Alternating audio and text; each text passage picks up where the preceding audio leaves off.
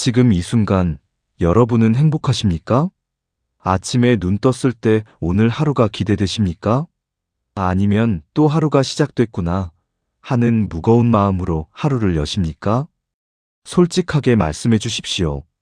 아무도 안 듣습니다. 지금 이 영상 앞에서 딱 여러분과 저 둘뿐입니다. 많은 분들이 이렇게 사십니다. 평생 자식 뒷바라지하느라 나를 잃어버리고 노후 자금 절반은 자식 결혼에 쏟아붓고 남은 돈 또 손주 학원비에 보태고 정작 본인은 편의점 도시락으로 끼니를 때우면서 자식한테 부담될까봐 아프다는 말도 못하고 사십니다. 이게 대한민국 60, 70대 어른들의 현실입니다. 그런데 있잖아요. 이게 여러분 잘못이 아닙니다. 그렇게 살도록 배웠고 그렇게 사는 게 미덕이라고 들었고 자식 잘 되는 게 내 행복이라고 믿어왔습니다. 그 믿음 자체가 틀린 게 아니에요. 다만 그 믿음이 여러분 자신을 얼마나 갉아먹었는지 아무도 말해주지 않았을 뿐입니다. 오늘 제가 그 이야기를 해드리려고 합니다. 오늘 이 영상은 단순한 건강 정보가 아닙니다. 노후 재테크 강의도 아닙니다. 오늘 저는 여러분께 남은 인생을 진짜 내 것으로 사는 방법을 말씀드릴 겁니다. 늙어서 행복해지는 20가지 방법. 그 안에 여러분 인생이 천국으로 바뀌는 열쇠가 들어 있습니다. 자, 그럼 바쁘신 분들을 위해서 오늘 영상의 결론부터 먼저 말씀드리겠습니다. 20가지 방법 중에서 가장 강력한 것 딱 3가지만 먼저 드립니다. 이 3가지만 지금 당장 실천하셔도 여러분 남은 인생은 완전히 달라집니다. 단호하게 말씀드립니다.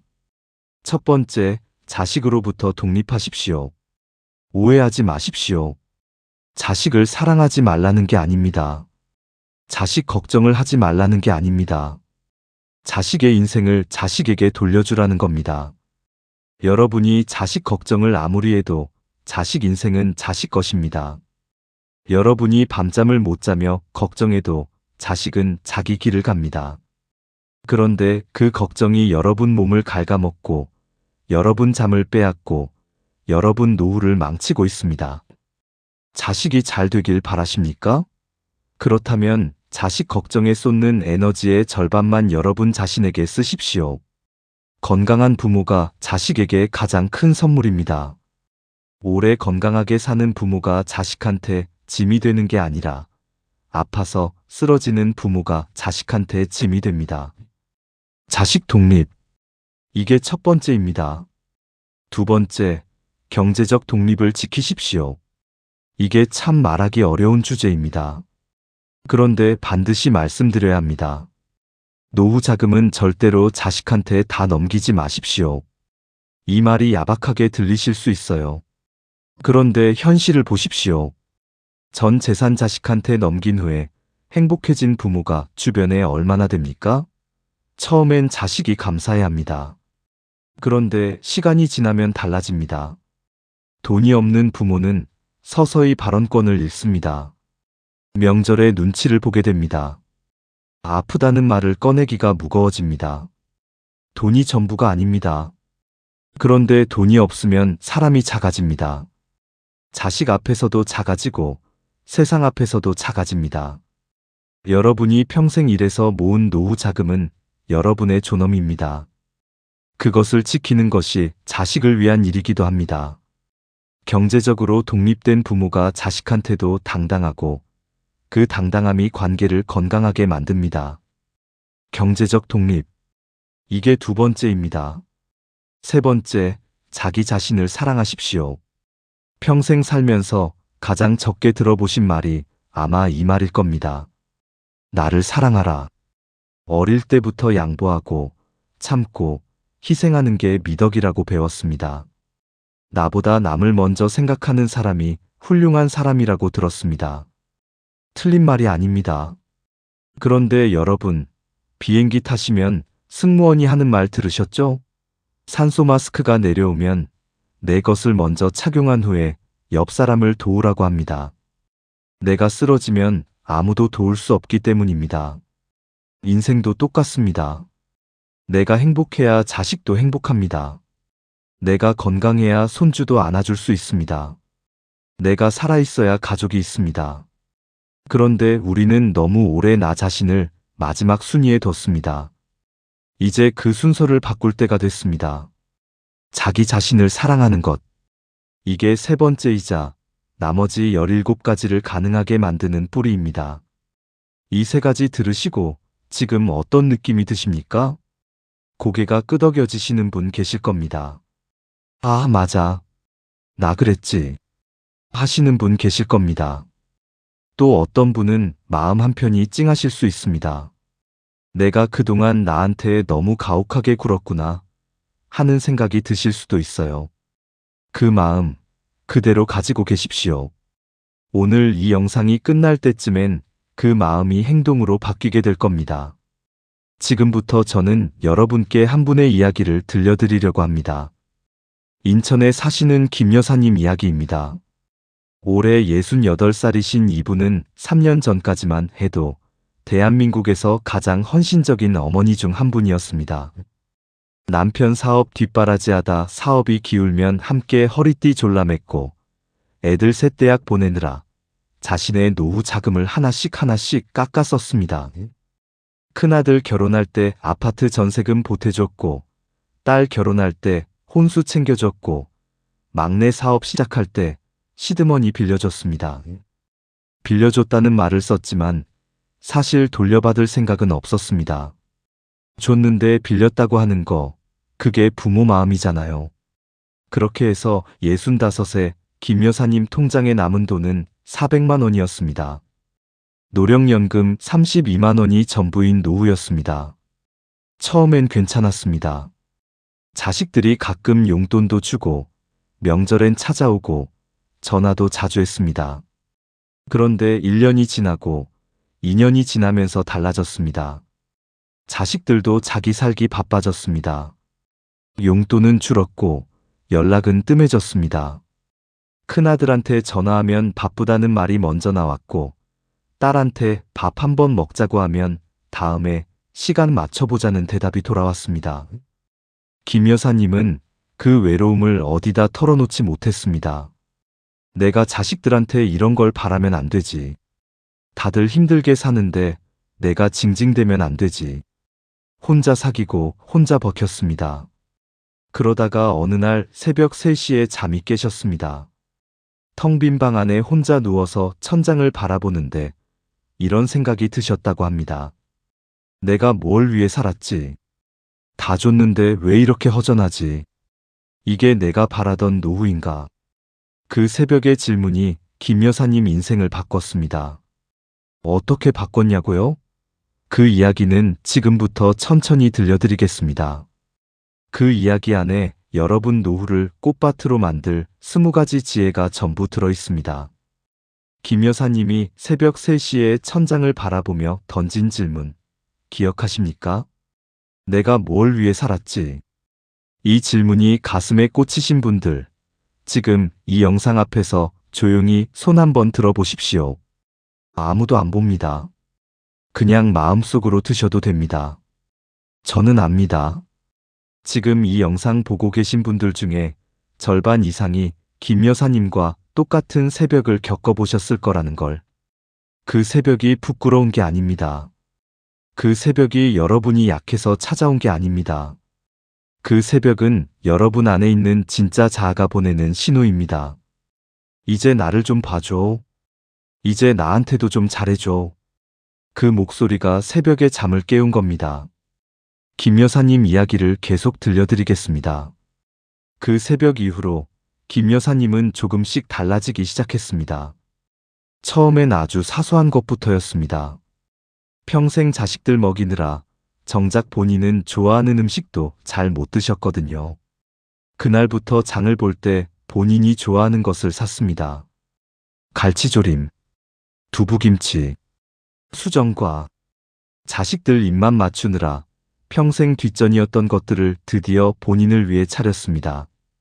별것 아닌 것 같죠? 그런데 그 첫 번째 갈치조림을 혼자 드시면서 김 여사님이 우셨다고 합니다. 맛있어서 운 게 아니에요. 내가 이걸 먹고 싶었구나. 이 단순한 사실을 내가 수십 년 동안 몰랐구나. 그 깨달음에 눈물이 났던 겁니다. 그 다음엔 동네 문화센터에 등록했습니다. 수채화 수업이었어요. 젊었을 때 그림 그리는 걸 좋아했는데 애 낳고 살림하면서 붓을 내려놓은 지 40년이 됐습니다. 처음 수업 가는 날 아침에 손이 떨렸다고 하셨어요. 나이 들어서 새로운 걸 배운다는 게 창피하지 않을까? 나 혼자 나이 많은 거 아닐까? 별 걱정을 다 했는데 막상 가보니까 다들 비슷한 또래였습니다. 웃음소리가 넘쳤습니다. 그렇게 석 달이 지났을 때 큰아들이 오랜만에 전화를 했습니다. 어머니, 요즘 뭐 하세요? 김 여사님이 대답했습니다. 나 요즘 그림 배워. 수채화. 아들이 잠깐 침묵하더니 이렇게 말했습니다. 어머니 목소리가 달라졌네요. 뭔가 좋은 일 있으세요? 김 여사님은 그 말을 듣고 속으로 생각했습니다. 좋은 일. 맞아. 나한테 좋은 일이 생겼지. 내가 나한테 좋은 사람이 됐으니까. 이게 시작이었습니다. 자, 그럼 이제부터 김 여사님이 실천한 20가지 방법들을 하나씩 풀어드리겠습니다. 3가지 묶음으로 나눠서 말씀드릴게요. 생활 습관, 인간관계, 그리고 마음가짐. 이 3가지 축이 바뀌면 노후가 천국으로 바뀝니다. 먼저 생활 습관부터 시작하겠습니다. 첫 번째는 아침 루틴을 만드는 것입니다. 은퇴 이후 많은 분들이 아침을 잃어버립니다. 갈 데가 없으니까 늦게 일어나고, 늦게 일어나니까 하루가 흐릿하게 시작됩니다. 그런데 뇌는 루틴을 먹고 삽니다. 매일 같은 시간에 일어나서 물 한 잔 마시고, 창문을 열고, 간단한 스트레칭을 하는 것. 이 3가지가 하루의 엔진을 켜주는 시동 버튼입니다. 김 여사님은 매일 아침 7시에 일어나서 따뜻한 물 한 잔을 마시는 것부터 시작했습니다. 별것 아닌 것 같지만 이 작은 루틴이 하루 전체를 바꿨다고 하십니다. 두 번째는 몸을 매일 움직이는 것입니다. 거창한 운동 얘기가 아닙니다. 헬스장 가라는 말도 아닙니다. 하루에 딱 30분 밖에 나가서 걸으십시오. 날씨가 나쁘면 집 안에서라도 왔다 갔다 하십시오. 몸이 움직이면 뇌에서 세로토닌이 나옵니다. 세로토닌은 행복 호르몬입니다. 약국에서 파는 게 아니에요. 여러분 발이 땅을 딛는 순간마다 몸 안에서 만들어집니다. 걷는 것이 우울증 치료제보다 효과가 좋다는 연구 결과가 있습니다. 돈도 안 들고 부작용도 없는 최고의 행복 처방전이 바로 걷기입니다. 3번째는 잘 먹는 것입니다. 혼자 사시는 분들이 가장 소홀히 하는 게 식사입니다. 차리기 귀찮으니까 대충 때우고 혼자 먹는 게 외로우니까 아예 안 먹기도 합니다. 그런데 잘 드시는 것이 나를 사랑하는 가장 기본적인 방법입니다. 거창하게 차리라는 게 아닙니다. 내가 좋아하는 것을 정성껏 한 가지만 올려도 됩니다. 예쁜 그릇에 담아서 앉아서 드십시오. 서서 드시거나 텔레비전 보면서 드시지 마세요. 식사 시간을 나를 위한 의식으로 만드십시오. 그 작은 차이가 하루의 품격을 바꿉니다. 4번째는 디지털 문명을 두려워하지 않는 것입니다. 요즘 어르신들 중에 스마트폰이나 유튜브를 어렵다고 포기하시는 분들이 많습니다. 그런데 이 디지털 세상을 조금만 친해지면 여러분 손안에 세상 전체가 들어옵니다.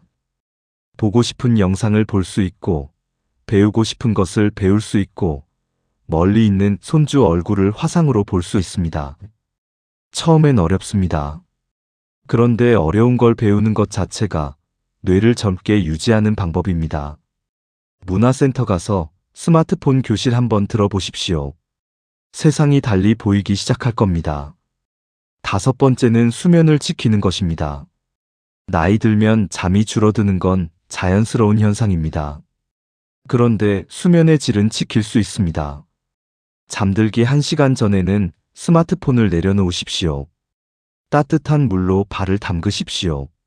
좋아하는 음악을 낮게 틀어놓으십시오. 수면이 모든 회복의 기본입니다. 잠을 잘 자는 사람이 다음날 더 친절하고, 더 건강하고, 더 행복합니다. 자, 이번엔 인간관계로 넘어가겠습니다.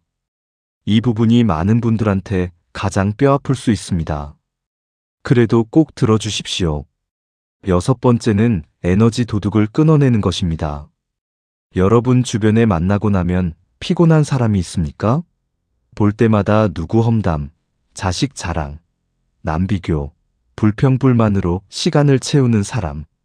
그런 사람과의 만남이 끝나고 나면 왜인지 기운이 쭉 빠지는 느낌 받아보셨죠? 그 사람이 여러분의 에너지를 먹는 겁니다. 관계를 끊으라는 게 아닙니다. 거리를 두십시오. 연락 횟수를 줄이십시오. 만남의 시간을 짧게 하십시오. 여러분의 시간과 에너지는 유한합니다. 소중한 것에 쓰십시오. 7번째는 단톡방을 정리하는 것입니다. 요즘 어르신들 단톡방이 얼마나 많습니까?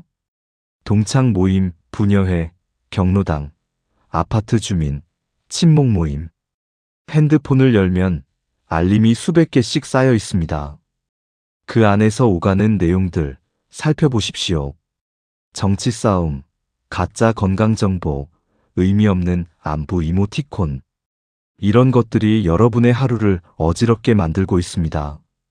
나에게 실질적인 도움이 되지 않는 단톡방은 알림을 끄거나 과감하게 나오십시오. 처음엔 좀 어색하지만 며칠 지나면 오히려 마음이 가벼워집니다. 8번째는 나보다 젊은 사람들과 어울리는 것입니다. 비슷한 또래끼리만 모이면 대화 주제가 자연스럽게 아픔, 죽음, 과거로 흘러갑니다. 그런데 젊은 사람들과 함께 있으면 에너지가 달라집니다. 생각이 달라집니다. 세상을 보는 눈이 넓어집니다. 동네 문화센터, 봉사활동, 취미 모임에 가면 다양한 연령대를 만날 수 있습니다. 처음엔 내가 이 나이에 거기 가도 되나 싶지만 가보면 반겨줍니다. 나이는 숫자가 아니라는 말, 거기서 처음으로 실감하게 됩니다. 9번째는 먼저 연락하는 사람이 되는 것입니다. 많은 어르신들이 기다립니다. 자식이 연락해 주길, 친구가 먼저 전화해 주길. 그런데 기다리는 동안 외로움이 쌓입니다. 내가 먼저 하십시오. 오늘 생각난 친구한테 문자 하나 보내십시오. 잘 있어? 밥은 먹었어? 이 두 마디가 관계를 살립니다. 먼저 손 내미는 사람이 결국 더 많은 손을 잡게 됩니다. 10번째는 새로운 인연을 두려워하지 않는 것입니다. 나이 들면 새로운 사람을 만나는 게 귀찮아집니다. 또 친해지고, 또 맞추고, 또 상처받고. 그 과정이 피곤하게 느껴집니다. 그런데 새로운 인연은 새로운 자극입니다. 내가 몰랐던 세상, 내가 경험하지 못한 삶을 보게 해줍니다. 문을 닫지 마십시오. 살짝만 열어두십시오. 인생 후반부에 만나는 인연이 때로는 가장 따뜻한 인연이 됩니다. 이제 마지막 축 마음가짐으로 넘어가겠습니다. 11번째는 비교를 끊는 것입니다. 옆집 아들은 대기업 다닌다더라. 친구 남편은 퇴직금을 얼마 받았다더라. 이 비교가 여러분의 행복을 갉아먹는 가장 강력한 도둑입니다. 남의 인생과 내 인생은 다른 게임입니다. 같은 규칙으로 비교할 수가 없어요. 여러분이 걸어온 길, 여러분이 버텨온 시간, 여러분이 지켜온 것들. 그것들은 세상 어디에도 없는 고유한 것입니다. 비교는 남의 시선으로 내 인생을 보는 겁니다. 이제 내 시선으로 내 인생을 보십시오. 12번째는 과거를 내려놓는 것입니다. 그때 그 선택을 하지 말았어야 했는데, 그 사람한테 그 말은 하지 말았어야 했는데, 후회는 과거라는 방에 갇혀서 현재를 낭비하는 일입니다. 과거는 바꿀 수 없습니다. 그런데 지금 이 순간은 바꿀 수 있습니다. 후회에 쓰는 에너지를 오늘 하루에 쓰십시오. 지금 이 순간이 남은 인생 중에서 가장 젊은 날입니다. 13번째는 감사일기를 쓰는 것입니다. 거창하게 쓰실 필요 없습니다. 자기 전에 오늘 좋았던 것 딱 3가지만 적으십시오. 날씨가 좋았다. 밥이 맛있었다. 지나가다 예쁜 꽃을 봤다. 이런 것들이면 충분합니다. 감사하는 사람의 뇌는 부정적인 것보다 긍정적인 것을 더 잘 기억하도록 바뀝니다. 과학적으로 증명된 사실입니다. 매일 밤 3줄의 감사가 여러분의 뇌를 조금씩 행복한 방향으로 바꿔놓습니다. 14번째는 작은 사치를 허락하는 것입니다. 평생 아끼고 아껴왔습니다. 그런데 이제는 가끔 나한테 작은 선물을 해주십시오. 좋아하는 케이크 한 조각, 오래 보고 싶었던 책 한 권, 마음에 드는 꽃 한 다발. 이런 것들이 삶의 밀도를 높입니다. 절약은 미덕입니다. 그런데 자신에게 인색한 것은 미덕이 아닙니다. 나한테 쓰는 돈이 가장 확실한 투자입니다. 15번째는 배움을 멈추지 않는 것입니다. 뇌는 쓸수록 젊어집니다.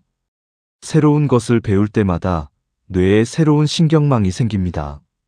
치매 예방에 가장 효과적인 것 중 하나가 새로운 것을 배우는 것입니다. 외국어, 악기, 그림, 글쓰기, 요리. 무엇이든 좋습니다. 배우는 사람은 늙지 않습니다.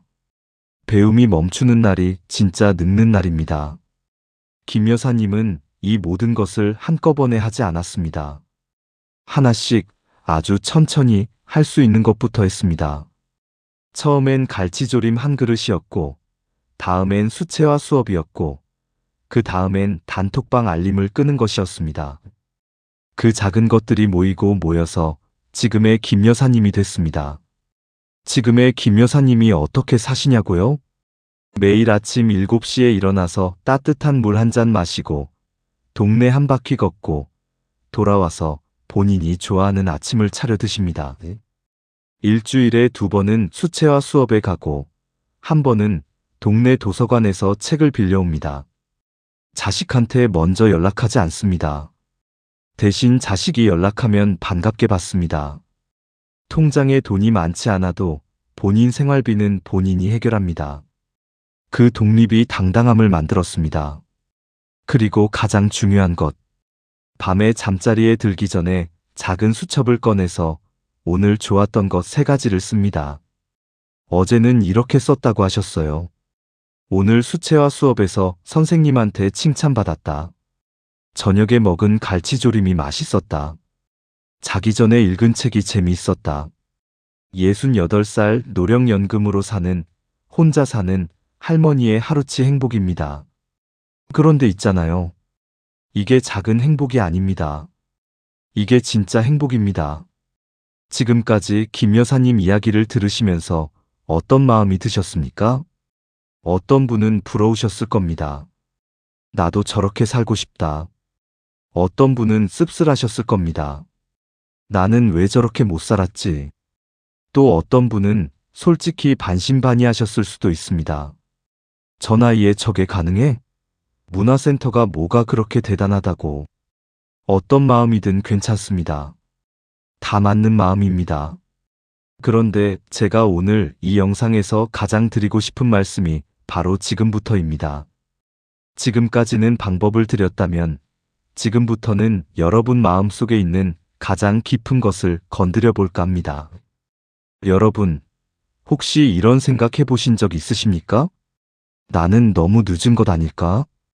이미 70이 넘었는데, 이미 몸도 성치 않고, 돈도 넉넉지 않고, 자식들 마음도 이미 멀어진 것 같은데, 이 나이에 내가 뭘 바꿀 수 있겠어? 그냥 이렇게 사는 거지. 이 생각 해보셨죠? 저는 오늘 단호하게 말씀드립니다. 틀렸습니다. 그 생각이 틀렸습니다. 늦은 게 아닙니다. 지금이 딱 맞는 때입니다. 세상에 나무를 심기에 가장 좋은 때는 20년 전이었습니다. 그런데 2번째로 좋은 때는 바로 지금입니다. 인생도 똑같습니다. 나를 위한 삶을 시작하기에 가장 좋았던 때는 아마 훨씬 전이었겠죠. 그런데 2번째로 좋은 때는 지금 이 순간입니다. 오늘 이 영상을 보고 있는 바로 이 순간입니다. 16번째 방법을 말씀드리겠습니다. 나이를 핑계로 삼지 않는 것입니다. 나이가 들었다는 것은 경험이 쌓였다는 뜻입니다. 세월이 지났다는 것은 지혜가 깊어졌다는 뜻입니다. 젊은 사람들이 가지지 못한 것을 여러분은 가지고 있습니다. 기다릴 줄 아는 것, 버틸 줄 아는 것, 흔들려도 다시 일어설 줄 아는 것. 그게 나이가 준 선물입니다. 나이를 짐으로 지지 마시고 무기로 쓰십시오. 인천에 사시는 또 다른 분 이야기를 잠깐 드릴게요. 박 사장님이라고 부르겠습니다. 올해 74살이신 이분은 40년 동안 작은 철물점을 운영하셨습니다. 무릎이 안 좋아지면서 가게 문을 닫은 게 68살이었습니다. 가게 문 닫던 날 박 사장님은 셔터를 내리고 한참을 그 앞에 서 계셨다고 합니다. 이 셔터가 내 인생의 셔터인 것 같았다고 하셨어요. 그로부터 2년 동안 박 사장님은 집에서 텔레비전만 보셨습니다. 딱히 할 일이 없었거든요. 40년을 일만 하셨으니 쉬는 방법을 모르셨습니다. 처음 몇 달은 쉬는 게 좋았는데 시간이 지나니까 텅 빈 하루가 무겁게 느껴지기 시작했습니다. 내가 아직 살아있는데 왜 이렇게 죽은 것 같은 느낌이 들지? 그러다 어느 날 손주가 학교 숙제를 가져왔습니다. 우리 가족 역사 조사해오기. 손주가 할아버지한테 물어봤습니다. 할아버지는 옛날에 어떻게 사셨어요? 박 사장님이 이야기를 시작했습니다. 6.25 전쟁 이후 아무것도 없던 시절 리어카 하나로 장사를 시작했던 이야기. 손이